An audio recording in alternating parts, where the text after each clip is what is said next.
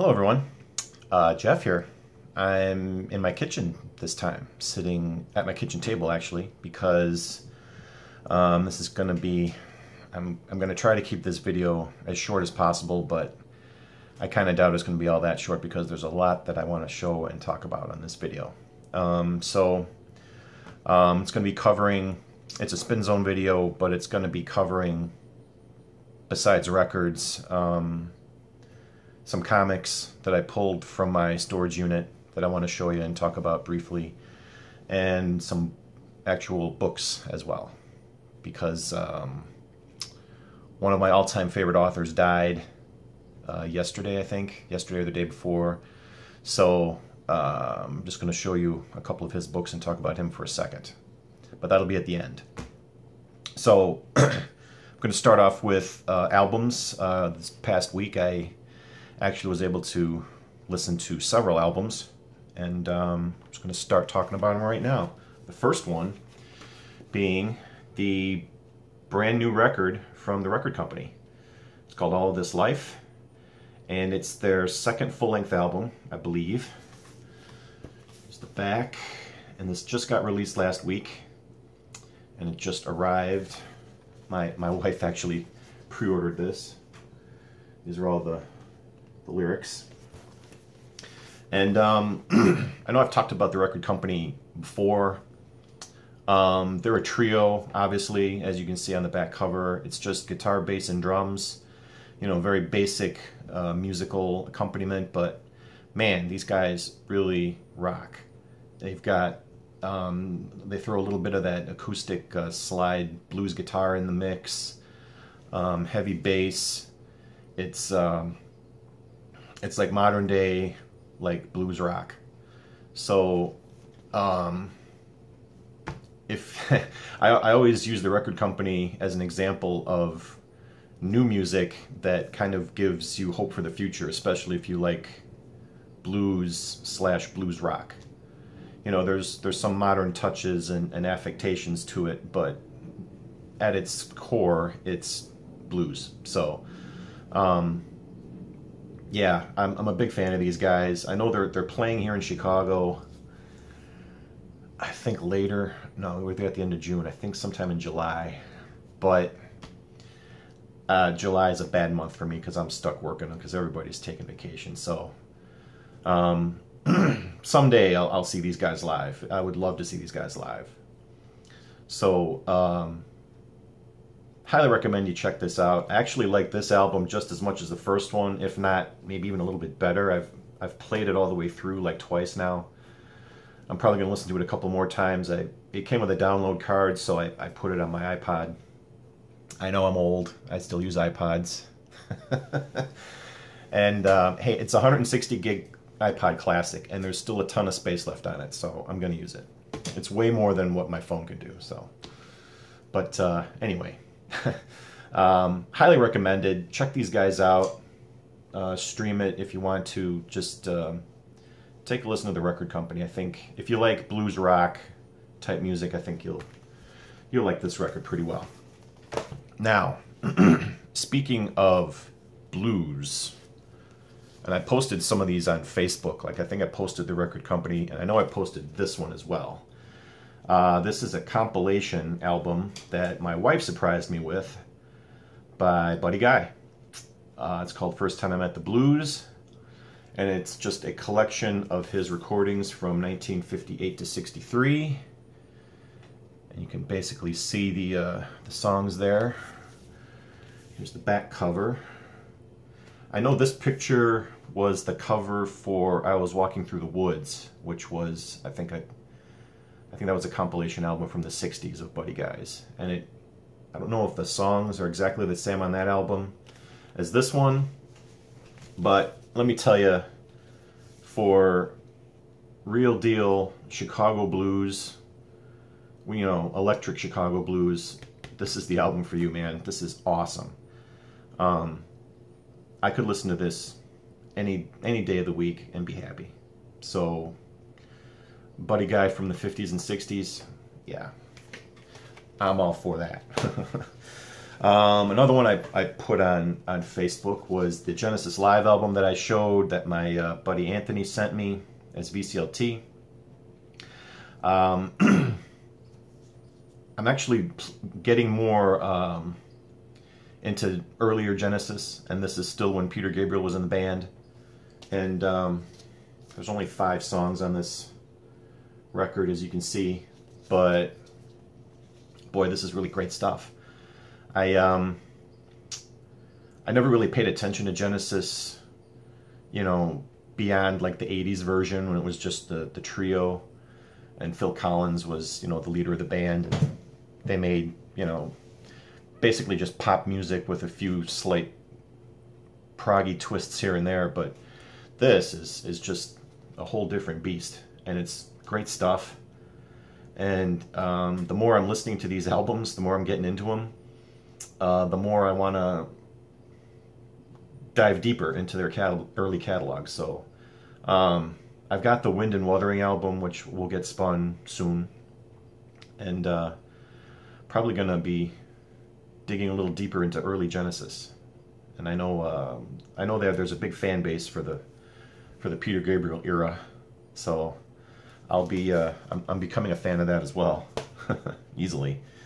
And then this next one, Hannah, if you're watching this, the Omaha Introvert, and you like Johnny Winter, get this album. This is his first self-titled album for Columbia Records. I believe this was actually his second overall album after the Progressive Blues Experiment, and this is actually a 2i Columbia that was so clean. Here we go. I didn't even need to clean this record. It is in such good shape, which is really kind of surprising. But yeah, if you like the album I sent you, you'll like this album too. You know, it's he kind of covers all of the blues genres. Like there's a couple of acoustic blues songs, almost like Delta blues style, and then there's full-on rock, blues rock, you know, straight up blues. So he kind of covers all the bases, and you know, this is at the very beginning of his career.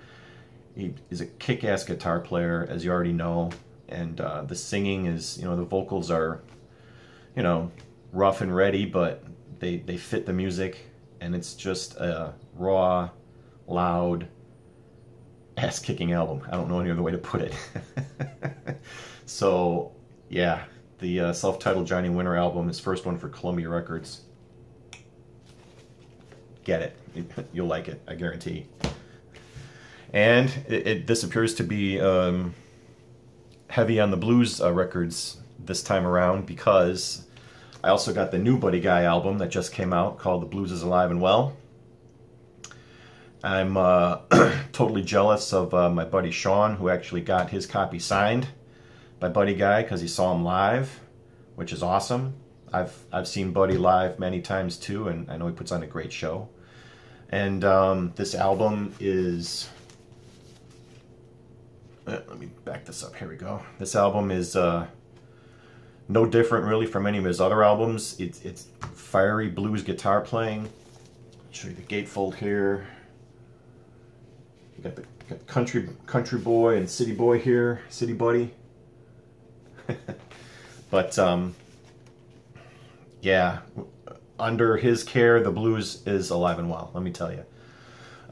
There's some guest spots on this album, like I think on almost all of his other albums, modern day albums. I think Keith Richards appears on one track, and Mick Jagger plays harmonica on another track. I'm trying to remember who else was on this one, but there's a couple of guest appearances. But the music is just as good, almost just as good as his old stuff from the earlier album I showed you. He's lost none of his fire, none of his passion. It's all still there, and he lays it all out, and it's just great stuff. So this one came with a download code as well, and I've listened to this already 2 or 3 times on my iPod too, as I'm in my car usually. But Yeah, I got this for Father's Day. This was one of my Father's Day presents. So you can't go wrong with Buddy Guy, can you? I know I sure can't. And finally, for the albums, the next Neil Young album, as I continue on in my listening of Neil albums, is Comes a Time. Cover's a little bit stained and dirty, but the record is in top shape. So here's the back cover. I wasn't as familiar with this album as I was with like American Stars and Bars or Rust Never Sleeps, which is going to be the next album after this one to get played. I kind of missed out on this one, but I knew the song A Lot of Love is on here, his original version, and that was a hit covered by Nicolette Larson. But other than that, I really wasn't that familiar with this record. So it kind of, it's almost kind of like another hodgepodge album the way American Stars and Bars was. It falls into that country-ish vein. It's not like full-on country, but it's got, you know, some of those twangs and twinges of country in it. And it's okay. It's none of his country-ish work is ever gonna be as good as Harvest or even Harvest Moon, but this wasn't bad.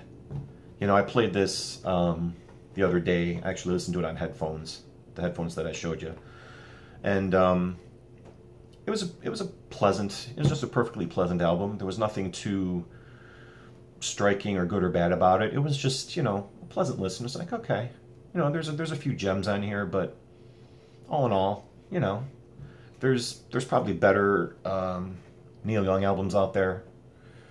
Well, actually, what else? Comes a Time, the title track, I know is, I heard that on Live Rust. I think that was the only other track that I was familiar with besides A Lot of Love.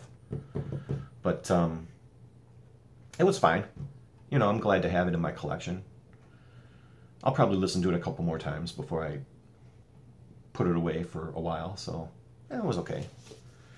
It's Neil Young, you know, so what are you going to say?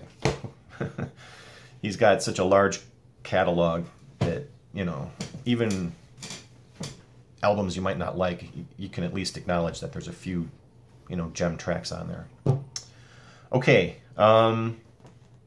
those are the albums. So for those of you who don't care anything at all about comics or books, you can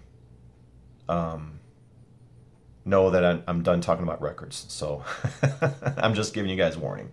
I don't know how many people out there are interested in comics.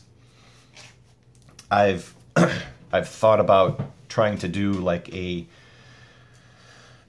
companion series on books and comics, but I just don't read enough to generate enough material to talk about them on a regular basis. My reading time is pretty limited, and I've gone into music and records so far that a lot of times I can listen to, you know, 2, 3, 4, 5+ albums in a week's time much faster than I could, you know, with books, because I'm not the fastest reader. I mean, I can read, you know, through a book relatively quickly, but I'm certainly not a speed reader by any means. So I went to my storage unit last week, and I pulled out a chunk of comics that I was interested in rereading, because I don't really buy new comics anymore. I've gotten out of the new comics game. In January of this year, I basically went cold turkey and just got rid of the few titles that I was still collecting, because it just wasn't doing it for me anymore. So I'm not I'm not saying that I'm never going to be reading new comics anymore. I'm just taking a break. And how long that break is depends. So what I wanted to do was go back into my collection and reread certain runs of comics that I remembered that I enjoyed.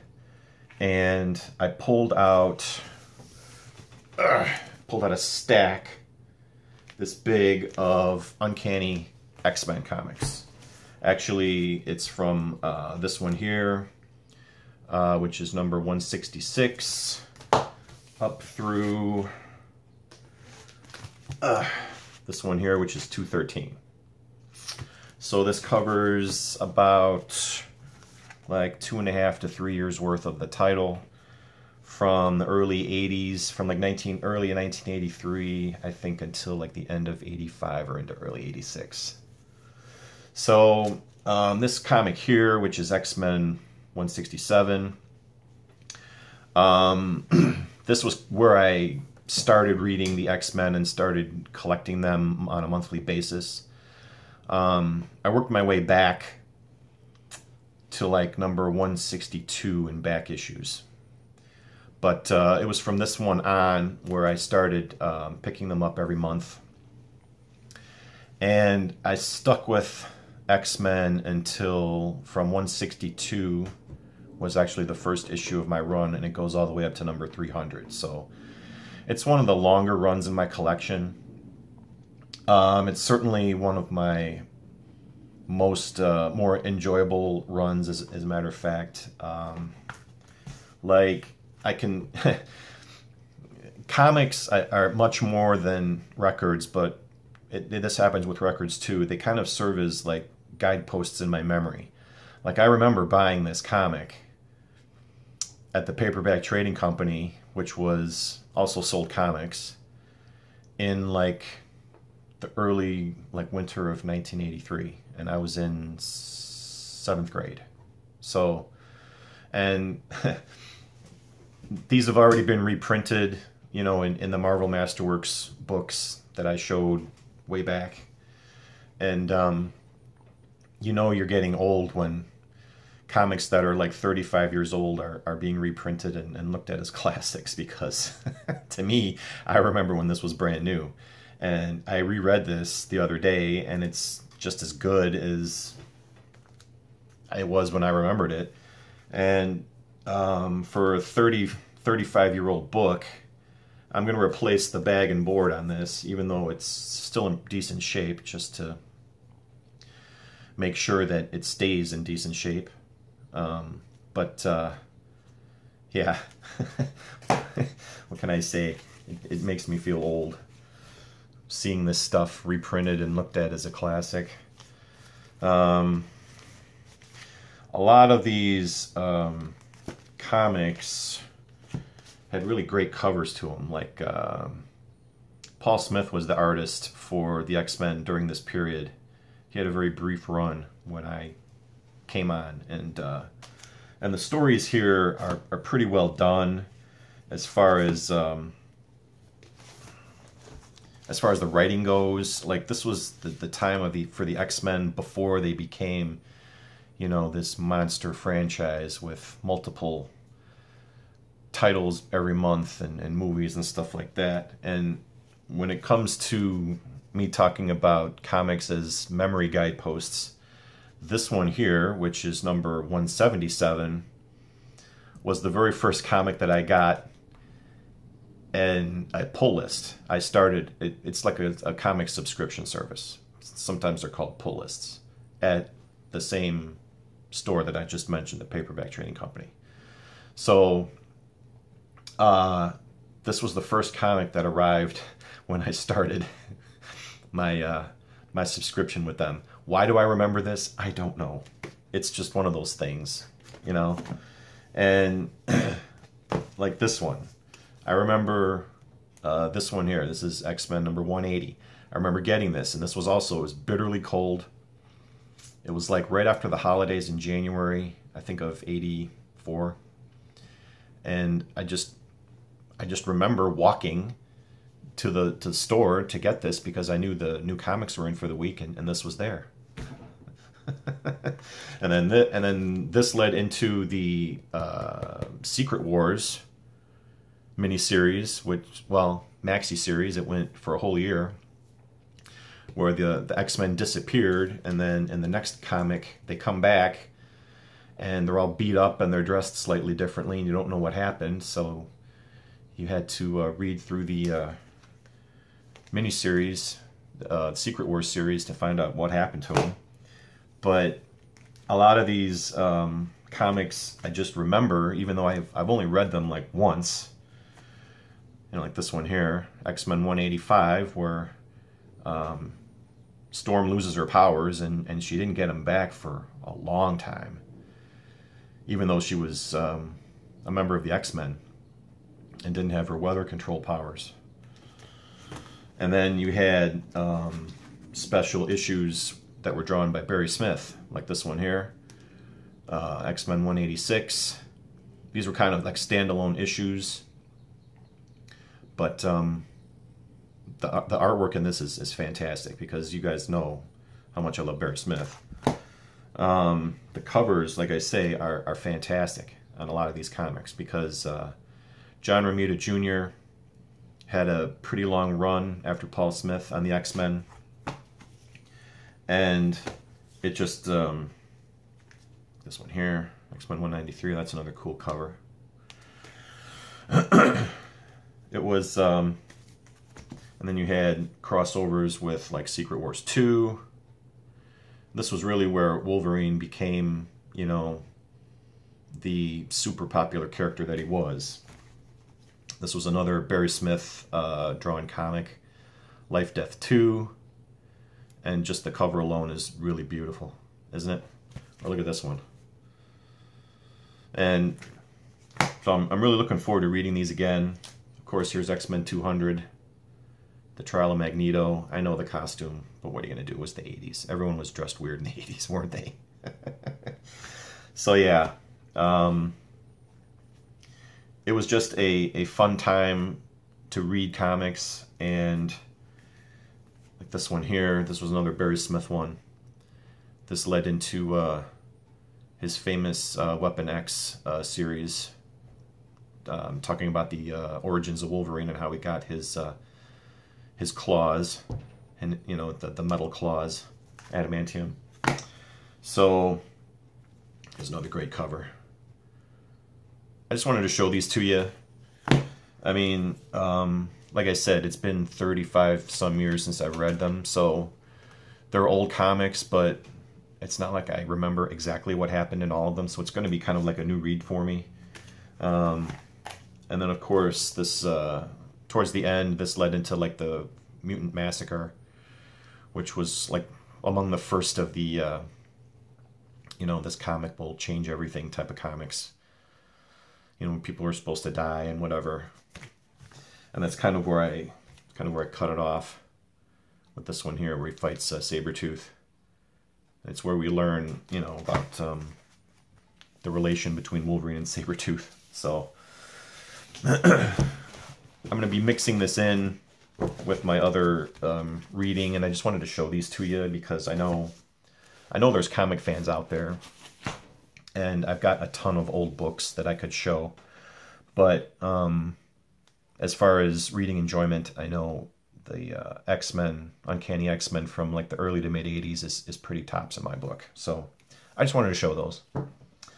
And finally, Harlan Ellison, who's one of my all-time favorite authors, died. I just found out yesterday. He died in his sleep, I guess. He was 84 years old. I know he was in declining health in his last few years. And you know, it's always sad whenever somebody dies, especially someone who was as talented as he was. And as far as his writing, I mean, he was able to do it all. He wrote science fiction, fantasy, horror.